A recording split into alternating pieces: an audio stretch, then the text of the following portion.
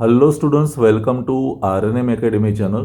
Students, previous video में हमने continuity equation derive किया था इन रेक्टेंगुलर कार्टेशियन कोऑर्डिनेट्स। तो जैसे रेक्टेंगुलर कार्टेशियन कोऑर्डिनेट्स में हमने इक्वेशन डिराइव किया, वैसे ही आगे थियरी वो है जहां हमें सिलिंड्रिकल पोलर कोऑर्डिनेट्स में इक्वेशन को डिराइव करना है। लेकिन कई स्टूडेंट्स का कन्फ्यूजन है कि सर जो सिलिंड्रिकल पोलर कोऑर्डिनेट्स है वो अभी समझ में नहीं आते, और वो समझ में नहीं आएंगे तो हम इक्वेशन डिराइव नहीं कर पाएंगे। तो आज का वीडियो, स्पेसिफिक वीडियो मैंने सिलिंड्रिकल पोलर कोऑर्डिनेट्स एक्सप्लेन करने के लिए बनाया है। सिलिंड्रिकल पोलर कोऑर्डिनेट्स कैसे पाए जाते हैं, उसका कार्टेशियन कोऑर्डिनेट्स के साथ क्या रिलेवेंस है, और कैसे वो इंटरलिंक्ड है। मीन्स कार्टेशियन कोऑर्डिनेट्स को हम सिलिंड्रिकल कोऑर्डिनेट्स में कन्वर्ट कर सकते हैं, सिलिंड्रिकल पोलर कोऑर्डिनेट्स को हम रेक्टेंगुलर कार्टेशियन कोऑर्डिनेट्स में कन्वर्ट कर सकते हैं। वो सभी रिलेशनशिप्स आज के वीडियो में मैं एक्सप्लेन करने वाला हूँ। तो ध्यान से आज का वीडियो समझिए। और स्टूडेंट्स, मेरे वीडियोस आपको पसंद आते हैं तो मेरे चैनल को लाइक, शेयर, सब्सक्राइब जरूर कर दीजिए। चलिए आज का बहुत ही इंपॉर्टेंट थ्योरी कॉन्सेप्ट जो है वो स्टार्ट करते हैं, सिलिंड्रिकल पोलर कोऑर्डिनेट। तो स्टूडेंट्स, पहले कार्टेशियन कोऑर्डिनेट समझते हैं। मैं 3 कोऑर्डिनेट्स वाला ड्राइंग पहले बना देता हूँ। 3 कोऑर्डिनेट्स मैं दिखाने वाला हूँ, एक्स, वाई एंड जेड। वो ज़रा ध्यान से देखिए। ये 3 कोऑर्डिनेट मैं ऐसे हम ड्राइंग करके दिखा सकते हैं, लाइक दिस, राइट। तो ये हमारे लिए एक्स कोऑर्डिनेट है, ये कोऑर्डिनेट मान लो कि ये वाई है, और ये कोऑर्डिनेट है z. Cartesian coordinates x, y, z है, राइट। अभी ये 3 कोऑर्डिनेट जो मैंने दिखाए कार्टेशियन कोऑर्डिनेट्स, इस कोऑर्डिनेट में यहीं कोई जगह कोई एक पॉइंट हमने रखा है। Suppose the point is here. मैं ड्रॉ करके आपको दिखाता हूँ पॉइंट कहाँ पर है। मान लो कि एक पॉइंट मैंने यहाँ पर रखा है, दिस पॉइंट। तो ये जो पॉइंट है वो पॉइंट जब हम उसका कोऑर्डिनेट्स दिखाने हैं, तो यहाँ से जब मैं वर्टिकल लाइन ड्रॉ करता हूँ तो वो कहाँ तक आएगा, इस प्लेन तक। ये कौन सा प्लेन है, एक्स वाई वाला। अगर आपको 3 कोऑर्डिनेट पर से जो ये प्लेन समझना है तो this plane is x y. मैं समझाने के लिए आपको एक ड्राइंग करके दिखाता हूँ, like this is a plane, ऐसे। तो ये एक्स वाई प्लेन है, और ये जो पॉइंट से अगर मैं वर्टिकल लाइन ड्रॉ करता हूँ तो it will touch to this plane, यहाँ तक वो टच करेगा। तो ये समझ में आया होगा, this is a first plane.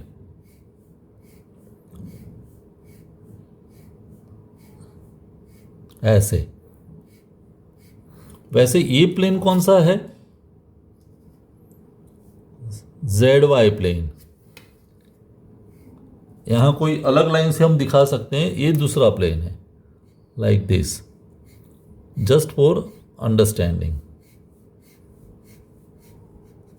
और ये जो प्लेन है which covers x and y, sorry x and z, ऐसे बनेगा, राइट। तो दिस इज थर्ड प्लेन।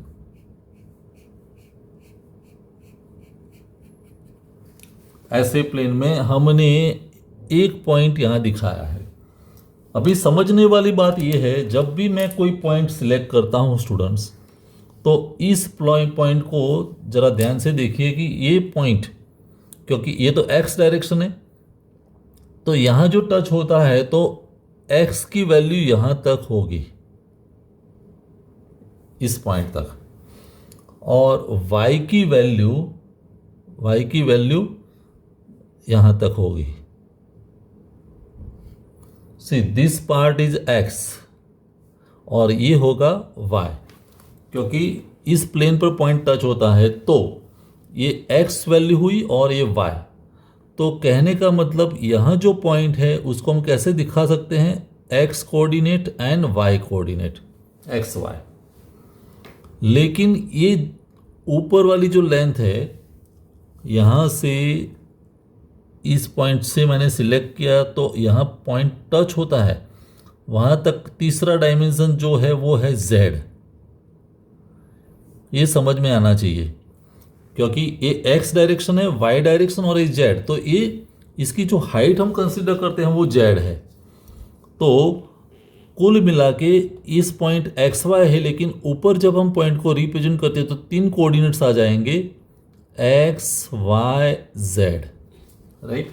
तो इस पॉइंट को मैंने रिप्रेजेंट किया एक्स वाई जेड से, means it is 3 coordinate system in Cartesian perception.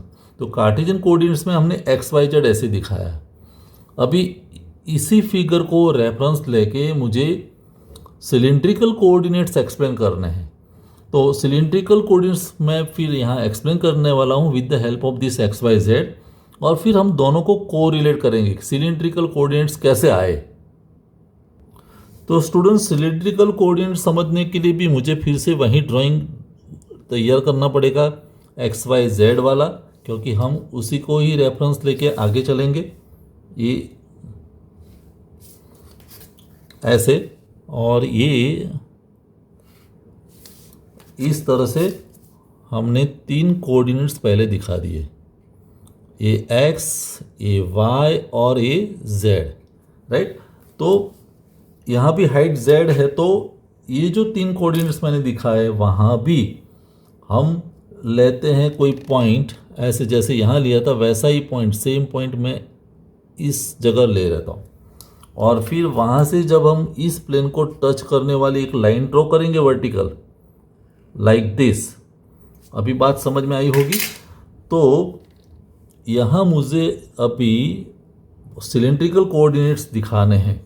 तो सिलिंड्रिकल कोऑर्डिनेट समझने के लिए अभी मैं एक्स वाई जेड यूज़ नहीं करने वाला हूँ। तो ये पॉइंट को रिप्रेजेंट करना है, मान लो कि ये पॉइंट यहाँ टच होता है, तो इस पॉइंट को मैं एक्स वाई से तो नहीं दिखा सकता। यहाँ रिप्रेजेंट करने के लिए मेरे पास 2 और डायमेंशन होने चाहिए। तो हम क्या करते हैं, ये जो ये ओरिजिन है, ओरिजिन से इस पॉइंट को ज्वाइन कर दीजिए लाइक दिस, और ओरिजिन से ये पॉइंट को जब ज्वाइन करते हैं, ये इसको हम कहेंगे आर, रेडियस आर, और ये एक्स एक्सिस जो है वहाँ से पॉजिटिव डायरेक्शन में, याद रहे पॉजिटिव डायरेक्शन में एंटी क्लॉकवाइज डायरेक्शन, मीन्स ये एंटी क्लॉकवाइज डायरेक्शन में जो एंगल बनता है उस एंगल को हम कहेंगे थीटा। याद रहे एक्स का पॉजिटिव एंगल, फिर एंटी क्लॉकवाइज डायरेक्शन में जो एंगल बनता है वो थीटा है।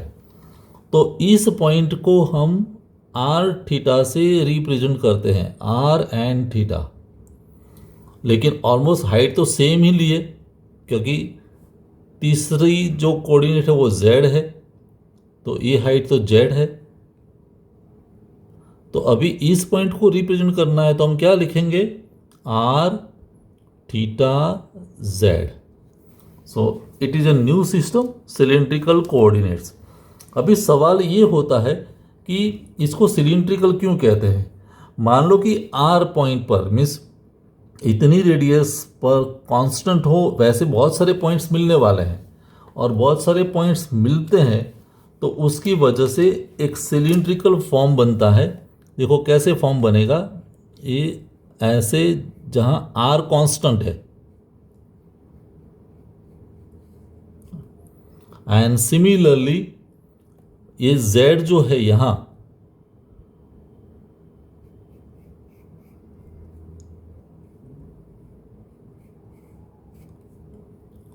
So it looks like cylinder, ऐसे जहां सभी जगह वैल्यू आर फिक्स है, थीटा चेंज हो सकता है, जेड चेंज हो सकता है, तो इसलिए सिलिंड्रिकल फॉर्म मिलता है। That's why these are known as cylindrical coordinates, cylindrical.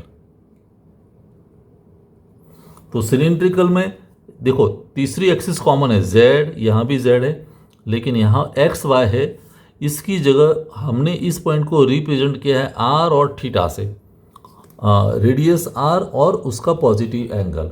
अभी ये दोनों कोऑर्डिनेट्स के बीच क्या रिलेशन है, मैं आर को और थीटा को एक्स वाई के फॉर्म में दिखा सकता हूँ। कैसे, ये जो आर मैंने लिया उसी आर को अगर मैं यहाँ ज्वाइन करता हूँ बिकॉज इट इज़ ओरिजिन, तो ऐसे ज्वाइन होगा दिस पॉइंट। तो ये आर हमारे लिए, ये तो राइट एंगल ट्रायंगल हो गया, तो आर क्या बना, हाइपोटेन्यूस।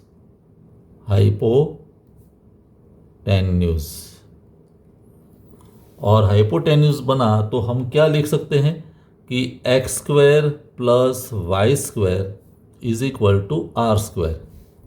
तो इस पर से मुझे r is equal to under root x square plus y square मिला। तो आर को मैं एक्स के और वाई फॉर्म में दिखा सकता हूँ, r is equal to this.